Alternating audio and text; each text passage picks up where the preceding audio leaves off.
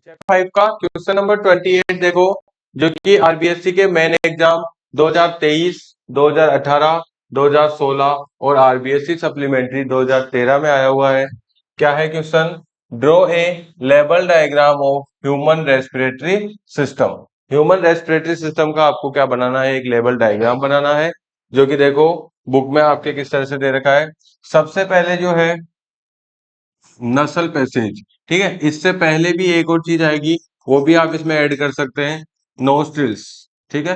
Nostrils सभी जानते हैं, नोस्ट्रिल्स से हम क्या करते हैं? एयर को इनहेल करते हैं, ठीक है। जो एयर का इनहेलेशन है वो स्टार्ट होता है कहाँ से? नोस्ट्रिल्स से। नोस्ट्रिल्स के बाद में आती है क्या?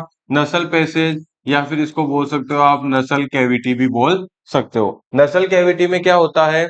जो छोटे छोटे क्या होते हैं? हेयर, और क्या होता है? म्यूकस होता है। छोटे छोटे हेयर्स होते हैं और म्यूकस होता है, जो क्या करता है? एयर को फिल्टर करने का काम करता है। जैसे हम जो नॉर्मल एयर जो इनहेल करते हैं उसको फिल्टर करने का काम कौन करता है? नसल कैविटी में छोटे छोटे क्या होते हैं? हेयर्स और म्यूकस होता है, जो कि एयर को फिल्टर करने का काम करते हैं। उसके बाद में आ जाती है माउथ कैविटी, ठीक है। तो माउथ कैविटी भी इसी रेस्पिरेशन से रिलेटेड होती है। देखो किस तरह से होता है। एक तो ट्यूब जाती है अपने कहाँ से? नाक से होती हुई, नोस्ट्रिल से होती हुई। एक ट्यूब यहाँ से माउथ से हो जाती है, माउथ से एक ओपनिंग हो जाती है, ठीक है। एक ओपनिंग कहाँ से हो जाती है? माउथ से।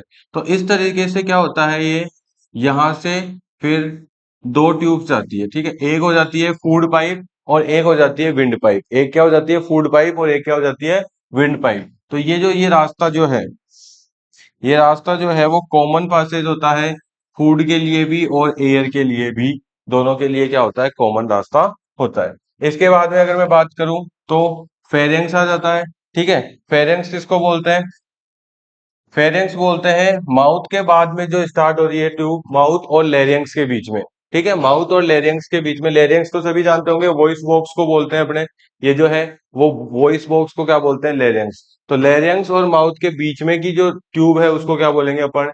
फेरियंक्स बोलेंगे, ठीक है। इसके बाद में लेरियंक्स आ जाएगा। लेरियंक्स सभी जानते हैं कि वॉइस बॉक्स होता है, ठीक है। वॉइस बॉक्स के बाद में की जो ट्यूब है, जो विंड पाइप है, उसको जाना जाता है ट्रेकिया के नाम से। किस नाम से जाना जाता है? ट्रेकिया, ठीक है। ट्रेकिया में क्या लगे हुए होते हैं? रिंग्स ऑफ कार्टिलेज लगे हुए होते हैं। रिंग्स ऑफ कार्टिलेज का मतलब होता है भाई, कार्टिलेज जानते हो? कार्टिलेज वो सब्सटेंस है जिससे हमारे ईयर का फॉर्मेशन होता है, ठीक है। ये क्या होता है? बोन्स से थोड़ा सा फ्लेक्सिबल होता है, लेकिन मजबूत होता है बोन्स के जितना ही। तो उसके क्या बने होते हैं? यहाँ पे रिंग्स बने हुए होते हैं। रिंग्स क्यों बने हुए होते हैं? ताकि ये जो फूड, अपनी जो विंड पाइप है, विंड पाइप क्या ना हो? कोलैप्स ना हो। विंड पाइप क्या ना हो? कोलैप्स ना हो। इसलिए क्या है? ये रिंग्स ऑफ कार्टिलेज बने हुए रहते हैं। इसके बाद में आगे जाकर ट्रेकिया जो होती है वो दो पार्ट्स में क्या हो जाती है? डिवाइड हो जाती है, जिनको अपन क्या बोलते हैं? ब्रोंकीज, ठीक है। ट्रेकिया आगे जाके दो ट्यूब्स में डिवाइड हो जाती है, जिसको क्या बोलते हैं अपन? ब्रोंकीज बोलते हैं। फिर ब्रोंकीज आगे जाकर, ठीक है, देखो ब्रोंकीज आगे जाकर क्या होती है? जैसे इस तरीके से अगर मैं बनाऊं, तो ब्रोंकीज आगे जाकर ये ट्रेकिया हो गई, टू पार्ट्स में डिवाइड हो गई। फिर ठीक है, फिर उसके बाद में जो ब्रोंकीज है वो किससे जुड़ेगी? लंग्स से जुड़ जाएगी। ब्रोंकीज जो है वो किससे जुड़ जाएगी?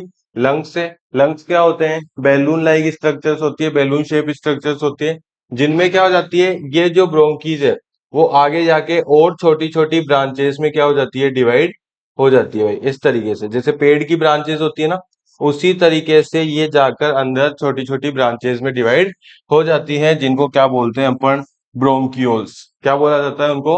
ब्रोंकियोल्स बोला जाता है, ठीक है। फिर ब्रोंकियोल्स के लास्ट में क्या होता है? जैसे ये ब्रोंकियोल है, तो इसकी सरफेस पे छोटे छोटे क्या लगे हुए होते हैं? बैलून लाइक स्ट्रक्चर्स लगे हुए होते हैं, जो कि आपको अच्छे से इसमें बताया गया है। देखो ये रेस्पिरेटरी ब्रोंकियोल है, और ब्रोंकियोल पर देखो छोटे छोटे क्या लगे हुए हैं?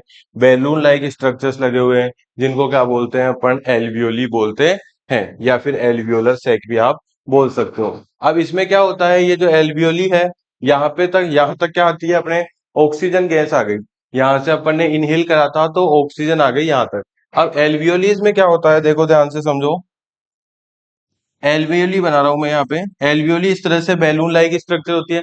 जैसे हम लोग इनहेल करेंगे एयर को, इनहेल करते ही एयर को, ये क्या हो जाएगी? बैलून की तरह एक्सपेंड हो जाती है। क्या हो जाती है? बैलून की तरह एक्सपेंड हो जाती है, फूल जाती है। जिससे क्या होगा?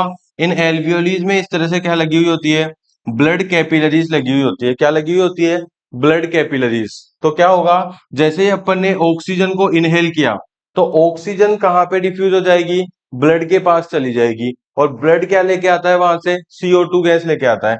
ब्लड लेके आता है कौन सी gas, CO2 gas. Body part से क्या लेते आता है, CO2 गैस। तो CO2 गैस तो क्या कर दी जाती है, एल्वियोली को डिफ्यूज कर दी जाती है।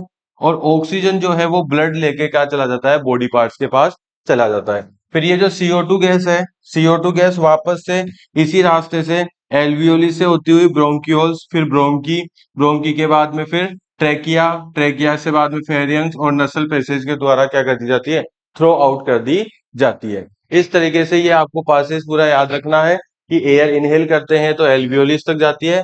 फिर एल्वियोलिस में क्या होता है, O2 तो ले लेता है ब्लड और CO2 दे देता है वापस किसको, एल्वियोलिस को, ताकि हम क्या कर सके, CO2 को एक्सेल कर सके। ठीक है।